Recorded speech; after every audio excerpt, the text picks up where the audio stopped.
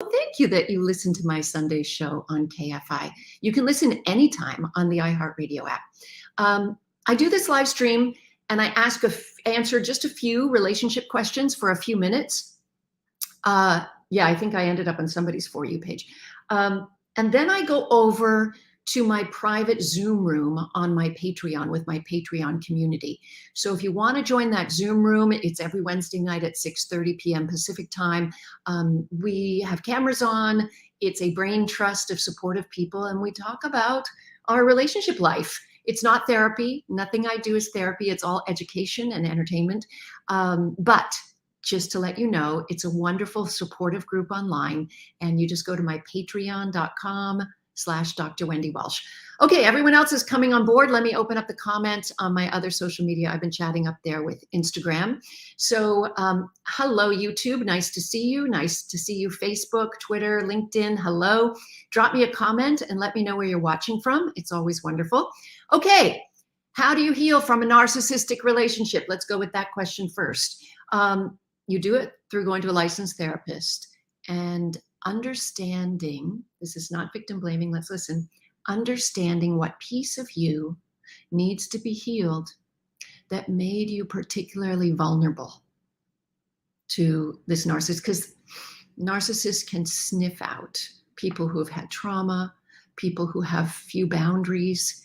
And so what you want to do is get a strong core for the next time that you choose. But I highly recommend it that you do it with a licensed clinical psychologist. Who we got over here? We got New Hampshire. Where else are you guys watching from? You're not telling me.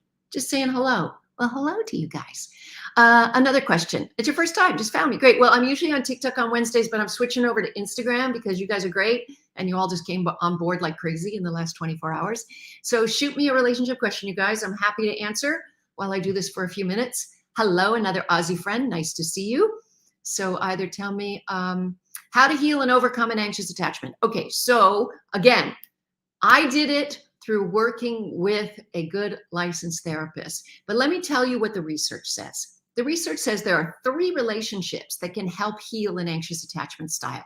One is the big one, the therapist-patient relationship. The consistency of that relationship as you reparent yourself can be very soothing. Secondly, if you're lucky enough to stumble upon a mate who on paper looks great, but happens to have a secure attachment style, spending time with someone who has a secure attachment style helps you calm down all your fears. And finally, and I think this was a big one for me, there's research to show that parenting. So what happens is when you have that baby, and I practiced attachment parenting, I nursed each of my kids for 3 years each. They slept in my bed. I wore them. I didn't use strollers. And so we were very attached. So what happens is as the parent is soothing the baby and saying things like, there, honey, mommy's going to be home soon and it's okay. Don't cry. There's another brain listening. And that brain is your own brain. So it functions to also self-console, which is really interesting. How do you tell a date that you're not interested in? Wait, I got to go back because the questions are coming so fast. How do you tell a date you're not interested in a gracious, polite way? Well, the words I always used to use is, I don't think romance is in the cards for us, but I think you're a great person and I'll keep you in mind for a friend, right? I don't think romance is in the cards for us. Again, not saying they're bad or you're bad, but this is not probably going to happen. Or you might say something like, I really like you, but I don't think we're a good match romantically, but I want us to keep in touch. Remember, there's lots of reasons to keep in touch with these people. They might be a good business contact. They might be a good friend. You might want to fix them up with somebody else later. So you simply say, I don't think romance is in the cards for us.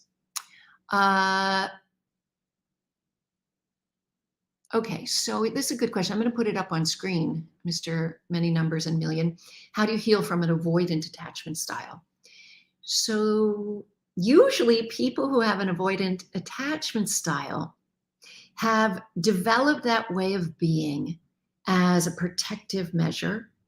They've learned very young in life that being independent and self-sufficient is the safest way to be. that they really can't depend on others and shouldn't trust others.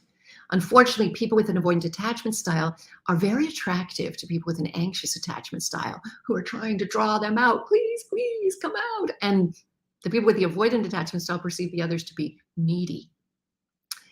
The question is, why would you want to heal? If it's working for you, find somebody with an avoidant attachment style. There's no one right way to have a relationship or be a human. On the other hand, if it's protecting you from intimacy and you're not able to get close to people, then again, I would work with a licensed therapist to find a way to do that. Okay, next question. Dating after divorce and being a mom, is it true your market value decreases even if you have a great career? Well, I have some really excellent news for you. Rosalie Ali, I don't know if I said it right. I noticed it and I read it in the research. Even I, with a great career, former news anchor, very successful.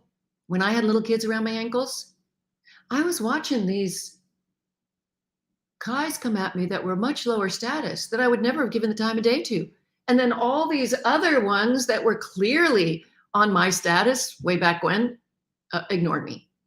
And the research shows. Some of the best research comes from Dr. David Buss at the University of Texas, Austin, and he's an evolutionary psychologist who studies the science of human mating. And one of his books is called Evolution of Desire. And in it, he talks about how when women have children, their mate status goes down. Why? Well, children take a woman's time, a woman's money, but also there's another man lurking, right? They think they're always worried about getting in conflict with another man. But here's what else I learned, and this is crazy. I thought it was all about age and ageism, but it was about the kids. As soon as my kids got older, all of a sudden, those top shelf men were coming back. I couldn't believe it. I found the most fabulous boyfriend in my 50s. And we have a great, happy, secure relationship now. So chill, okay? Right now, it's about you and your kids. It's about raising those kids and giving them the best childhood that they can have, giving them the most expensive thing you have, which is your time. And that there will be time for love. Life goes in seasons. And as long as you take care of your health, which I've always done, I've always exercised, I've always eat well, then your mate status will go way up again. Now, you may be looking for a blended family, and there are lots of men out there who would be great stepfathers. And so you're going to look for something different than, just a hot person to party with. You're going to look for somebody who may have kids they're the same ages as yours, so you're in the same stage of life. Very important. Hi from Chile. Hello, how are you? Hi, Philippines. Nice to see you. Okay, I only have a few more minutes. I'm going to take a couple more questions. I'm Dr. Wendy Walsh. I have a PhD in clinical psychology. I'm host of the Dr. Wendy Walsh Show on KFI AM 640 Los Angeles. You can listen to it anywhere on the iHeart Radio app. I've written 3 books on relationships: The Boyfriend Test, The Girlfriend Test, and The 30-Day Love Detox. I am a psychology professor, not a therapist. And I have been teaching the science of love as part of my developmental psychology class for many, many years. So having said that, I like to come on and do a live stream on Wednesdays for a few minutes before I head over to my Patreon Zoom room. If you'd like to join my Patreon, it is patreon.com/Dr. Wendy Walsh, and we can be in a private Zoom room every Wednesday night. Okay, one more question. Let's see if I can find one that's interesting. Oh, Raymond, this is a good question from YouTube. Raymond says, I traveled 300 miles to go on a date with a girl I met on Tinder. As a high-risk behavior, Raymond. We both like each other and are thinking of starting dating exclusively. What should I do in this situation? What should Raymond do? Buy an electric car? Save up money for a lot of plane tickets? 300 miles is a 6-hour drive. Who's going to be doing it? It's all fun and games at the beginning when all the neurohormones are hot and heavy and you're happy to drive 6 hours to see her. I really believe you can't have a day-to-day relationship with unless you're in each other's city, space, Long distance relationships are fantasy relationships because you're only dealing with each other during the happy times. It's like a series of little honeymoons. And then you got the delay of text. So if you're feeling grumpy, they don't have to see you that way because you can just delay on the text. So it's not really real. That's the problem. Hello, Alfred. Thank you for the love and light from the heart of Texas. Let's put that up on the screen. That's beautiful. If you have any more relationship questions, maybe I have time for one more real quick, and then I got to get over to my Patreon Zoom room. Just watching here on Instagram. Let me know if you have. Oh, there it is. How do you stop someone with aggressive words? When you tell them they did it, they say they didn't. Ooh, that's gaslighting. Or they were joking. Gaslighting, right? So we can't change somebody else's behavior, okay? What we can do is change our reaction to their behavior. So you might say something like, like I did as a mother with a child, when I hear a voice, a tone of voice that I like, I'll respond to you, right? Or you might say, when you speak to me that way, I'm going to have to leave the room, or I'm going to have to leave the house, or whatever. But you have to do it. That's the thing. You figure out what your reaction's going to be, and it shouldn't be aggression back. It should be, I see you're upset again. We'll talk later. Walk out. And after a while, hopefully they'll get trained, or hopefully you'll realize that you don't want to sit around and put up with that. Right? The question's sliding up. How do you accept no closure from someone who didn't give it to you? They don't need to. They don't owe you any closure. I mean, what is closure? A conversation where you're going to hash it out. Yeah, but you did this and you did that, and figure out who's to blame. The truth is, if you want closure, it needs to happen inside your head. And I highly suggest, again, I'm not a therapist, I highly suggest you do it in the safety of an office with a licensed therapist so that you can work through the feelings and process them. Because that's really what needs to happen. Not this person rehashing all this old stuff with you. I promise you, it's not going to make you feel any better, even if they did. Anyway, I'm heading over to my Patreon Zoom room. My name is Dr. Wendy Walsh. You can follow me anywhere on my social media. I have a radio show called the Dr. Wendy Walsh Show on KFI AM 640 Los Angeles.